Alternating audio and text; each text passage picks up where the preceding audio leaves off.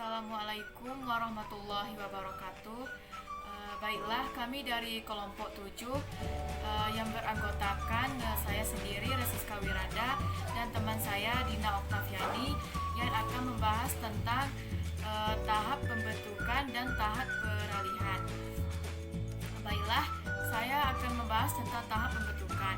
Tahap pembentukan terdiri dari 7, yaitu yang pertama menerima secara terbuka dan mengucapkan terima kasih kepada klien. Konselor diharapkan menerima klien secara terbuka dan mengucapkan terima kasih. Contohnya, misalnya selamat pagi anak-anak, mari silakan duduk. Terima kasih atas kedatangannya. Ibu mengharapkan sekali kedatangan kalian ke sini. Bagaimana? Apa kabar kalian semua anak-anak? Yang kedua yaitu berdoa. Sebelum kegiatan dimulai, konselor memberitahukan kepada klien untuk berdoa terlebih dahulu agar kegiatan berjalan dengan lancar. Selanjutnya yang ketiga, menjelaskan pengertian konseling kelompok kepada klien. Konselor hendaknya menjelaskan pengertian konseling kelompok kepada klien agar klien bisa lebih memahami apa itu konseling kelompok. Selanjutnya yang keempat, yaitu konselor menjelaskan tujuan konseling kelompok kepada klien. Konselor menjelaskan apa itu tujuan konseling kelompok kepada klien. Contohnya, saya akan mempraktikkan. Misalnya tujuan konseling kelompok adalah agar kita bisa bersikap terbuka dan berani mengemukakan pendapat. Seperti itulah contoh konselor menjelaskan apa tujuan konseling kelompok. Selanjutnya yang kelima, menjelaskan cara pelaksanaan konseling kelompok. Konselor hendaknya menjelaskan bagaimana cara pelaksanaan konseling kelompok kepada klien. Cara pelaksanaan bimbingan kelompok adalah yang pertama, masing-masing anggota kelompok secara bebas berbicara, bertanya, mengeluarkan pendapat, ide, dan apa yang dirasakan pada saat itu. Yang kedua, mendengarkan dengan baik bila anggota kelompok berbicara. Selanjutnya yang ketiga, dalam kegiatan bimbingan kelompok kita akan membahas sebuah topik permasalahan. Yang keempat, dalam bimbingan kelompok topik dibagi menjadi dua, yaitu topik bebas dan topik tugas. Selanjutnya yang terakhir, yang kelima, yaitu mengadakan evaluasi setelah kegiatan kelompok berakhir. Yang keenam yaitu menjelaskan asas-asas konseling kelompok kepada klien, seperti asas kesukarelaan, asas keterbukaan, asas kegiatan, asas kenormatifan, dan asas kerahasiaan. Selanjutnya yang ketujuh, tahap yang terakhir yaitu melaksanakan perkenalan, dilanjutkan dengan rangkaian nama. Tahap akhir yaitu tahap perkenalan antara konselor dengan klien. Terima kasih. Itulah hasil penyampaian. Assalamualaikum warahmatullahi wabarakatuh.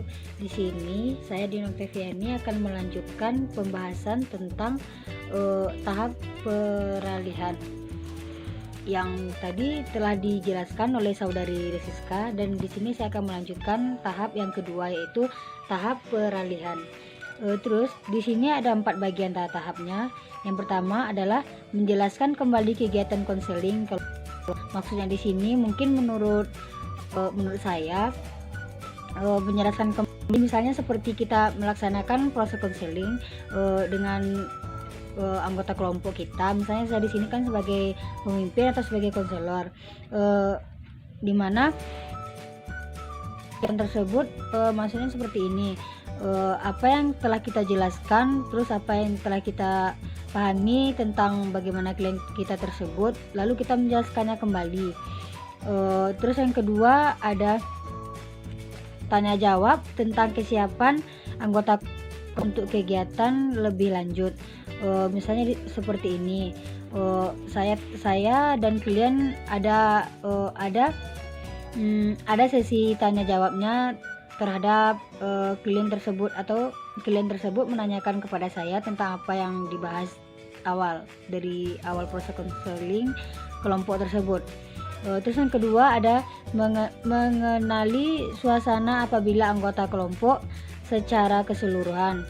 Misalnya seperti ini, saya sebagai konselor dan klien saya ada 3 orang misalnya.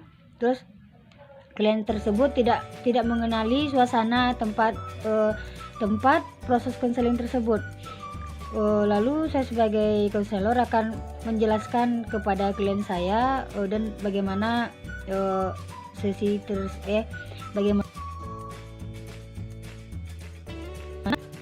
bisa supaya klien tersebut bisa paham dan bisa mengenali suasana pada saat proses konseling tersebut.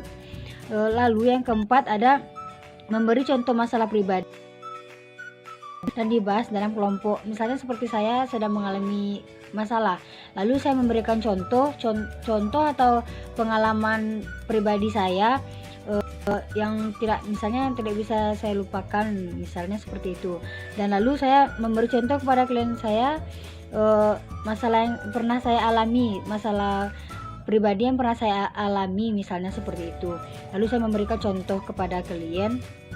Contohnya seperti ini, misalnya saya bercerita tentang kehidupan saya, atau pokoknya intinya masalah yang pernah saya alami di diri saya sendiri, misalnya seperti itu. Mungkin sekian yang dapat saya jelaskan, atau yang cuman itu yang bisa saya pahami. Lebih dan kurangnya saya mohon maaf. Jika terdapat kesalahan, saya juga mohon maaf. Saya tutup dengan wabillahi taufiq wa hidayah. Assalamualaikum warahmatullahi wabarakatuh.